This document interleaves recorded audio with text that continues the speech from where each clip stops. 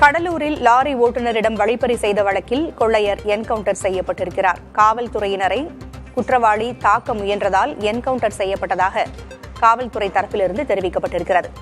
கூடுதல் விவரங்களை வழங்க செய்தியாளர் ஸ்ரீதர் இணைந்திருக்கிறார். ஸ்ரீதர், என்கவுண்டர் நடந்திருக்கிறது, கூடுதல் விவரங்கள் என்ன? காவல்துறையினர் தரப்பிலிருந்து என்ன சொல்லப்படுகிறது?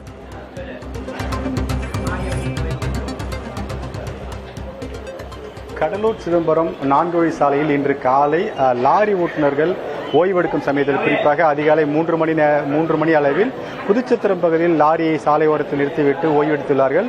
அப்போது இரண்டு சக்கர வாகனத்தில் வந்த 6 நபர்கள் அந்த லாரி ஓட்டுநரை தாக்கிவிட்டு அவரிடமிருந்து பணம் மற்றும் செல்போன் பறிக்கப்படுகிறது. குறிப்பாக புதுச்சத்திரம் பகுதியில் 2 ஓட்டுநரை தாக்கிவிட்டு இந்த சம்பவம் நடைபெறுகிறது.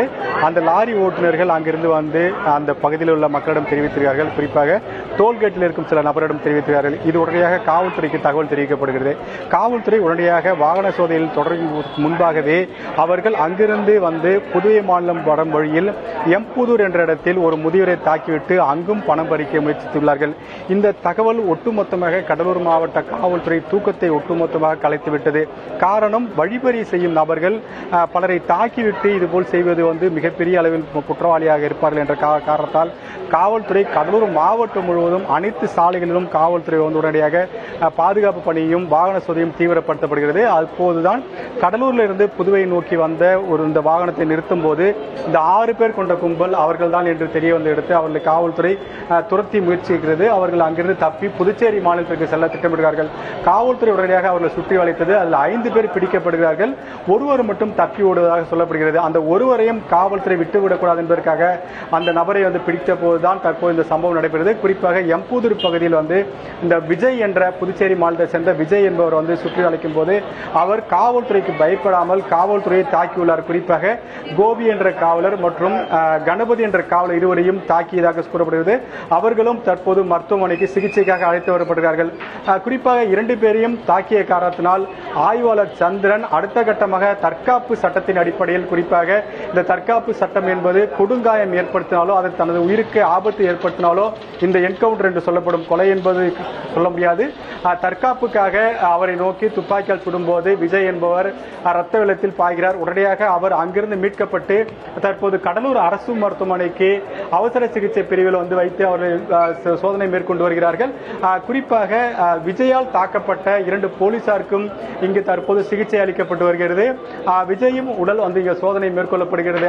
அனைத்து அதிகாரிகளும் இங்கே முகாமிட்டு சம்பவம் குறித்து விசாரணை மேற்கொண்டு வருகிறார்கள். அது மட்டுமில்லாமல் இந்த விஜய் மீது கிட்டத்தட்ட 30க்கும் மேற்பட்ட வழக்குகள் இருக்கிறதாகவும் இவர் ஒரு கொடூர குற்றவாளியாக காவல்துறை சொல்லப்படுகிறது. காவல்துறை சரித்திர பதிவேட்டில் இவர் இருப்பதாகவும் 30 வழக்குகள், குறிப்பாக யாரை எங்கு கண்டாலும் பணத்திற்காக அவரை அடித்து அவரிடம் பணம் பறிப்பது இவர் மிகப்பெரிய குற்ற செயலாக இருந்திருக்கிறது. அப்படிதான் இன்று கூட சிதம்பரம் கடலூர் சாலையில் லாரி ஓட்டுநரை தாக்கிவிட்டு அவரிடமிருந்து பணம் பறித்துள்ளார்கள். இவர்கள் ஒரு 6 பேராக சென்றுதான் இந்த சம்பவத்தை மேற்கொண்டிருக்கிறார்கள். இதன் காரணமாக தான் காவல்துறை இதை உடனடியாக கண்டுபிடிக்க வேண்டும் என்பதற்காக தனிப்படை அமைக்கப்பட்டு இவர்களை பிடிக்க முயற்சித்த போது காவல்துறையை தாக்கியிருக்கிறார்கள். அப்படி 2 காவல்துறைகளை தாக்கிய காரணத்தால் தான் காவல்துறை அடுத்த கட்டமாக தனது உயிரை பாதுகாத்துக் கொள்ளும் நோக்கில் காவல்துறை சுட்டதாக காவல்துறை வட்டாரங்கள் தெரிவிக்கிறது. தொடர்ந்து இச்சம்பவம் குறித்து கடலூர் மாவட்ட எஸ்பி ஜெயக்குமாரிடம் தொடர்பு கொண்டு கேட்டதற்கு இது குறித்து நாம் விசாரணை மேற்கொண்டு வருகிறோம். விரைவில் முழுமையாக சம்பவம் குறித்து தெரிய வரும். முதற்கட்ட தகவலை பொறுத்தவரைக்கும் 2 காவலரை அவர் தாக்க முயற்சித்தார். ஏனென்றால் இன்று காலை 2 ஓட்டுநரை தாக்கி பணம் பறித்திருக்கிறார். தற்போதும் தப்ப முயற்சிக்க ஒரு காரணத்துக்காக தான் காவலரை தாக்கியதாகவும் அதன் அடிப்படையில் தான் அவரை ஓடாமல் பிடிப்பதற்காக காவல்துறை முயற்சித்தார்கள். ஆனால் அதையெல்லாம் பொருட்படுத்தாமல் அவர் தாக்கிவிட்டு தப்ப முயற்சித்தால் அவர் சுட்டு பிடிக்கப்பட்டதாக சொல்லப்படுகிறார்கள். ஆனால் முழுமையான விசாரணை கடலூர் மாவட்ட எஸ்பி முடிக்கப்படவில்லை. முதல் கட்ட விசாரணை தகவல் மட்டுமே தெரிவிக்கிறார்கள். கிட்டத்தட்ட இந்த குறிப்பாக இந்த என்கவுண்டர் செய்யப்பட்ட தற்காப்பு சட்டத்தின் அடிப்படையில் சுடப்பட்ட இந்த விஜய் மீது 30க்கும் மேற்பட்ட வழக்குகள் புதுச்சேரி மாநிலம் தமிழக பகுதியில் இருப்பதாகவும் சொல்லப்படுகிறது.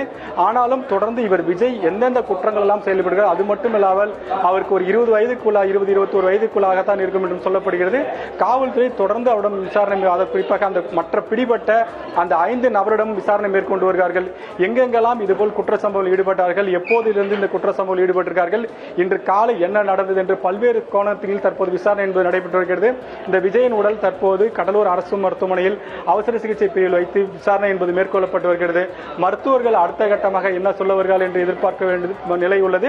அதே சமயத்தில் காவல்துறையும் முதல் கட்டமாக என்கவுண்டர் செய்யப்பட்டது உண்மை என்று உறுதிப்படுத்துகிறார்கள். 2 காவலர்களை இங்கு அழைத்து வந்து தற்போது சிகிச்சைக்காக அனுமதிக்கப்பட்டிருக்கிறார்கள். விரைவில் செய்தியாளர் சந்திப்பை கடலூர் மாவட்ட எஸ்பி ஜெயக்குமார் நடத்துவார் என்று எதிர்பார்க்கப்படுகிறது. அந்த சமயத்தில் முழுமையான தகவல்கள் அனைத்துமே வெளியே வரும். கிட்டத்தட்ட கடலூர் மாவட்டத்தை பொறுத்த வரைக்கும் பல இடங்களில் கஞ்சா, வழிபறி இந்த எல்லாம் இருக்கும் குற்றவாளிகளை காவல்துறை பிடிக்கும் போது பல இடங்களில் வந்து காவல்துறையிடமிருந்து தப்பி ஓடும் போது பலருக்கு கை கால் முறிந்த சம்பவத்தை நாம் ஏற்கனவே பதிவு செய்திருக்கிறோம். தற்போது 2 காவலர்களை வந்து வெட்டி அங்கிருந்து தப்ப முயற்சித்த போது ஒருவர் சுட்டுக் கொல்லப்பட்டிருக்கிறார் என்பது ஒரு மிகப்பெரிய பரபரப்பான விஷயமாக கடலூர் மாவட்டத்தில் பார்க்கப்படுகிறது. இதுபோன்ற சம்பவங்களின் மூலமாக கடலூர் மாவட்டம் முழுவதுமே வழிப்பறி அதிகமாக இருக்கிறது என்பதை அழுத்தமாக பதிவு செய்யக்கூடிய ஒரு நிகழ்வாகத்தான் இது இருக்கிறது. ரோந்து பணியை அதிகரிக்க வேண்டும். காவல்துறையினர் மேலும் என்னென்ன நடவடிக்கைகளை எடுக்கப் போகிறார்கள் வழிப்பறியை தடுப்பதற்காக என்பதை பொறுத்திருந்து பார்க்கலாம். தகவல்களை வழங்கியமைக்கு நன்றி ஸ்ரீதர்.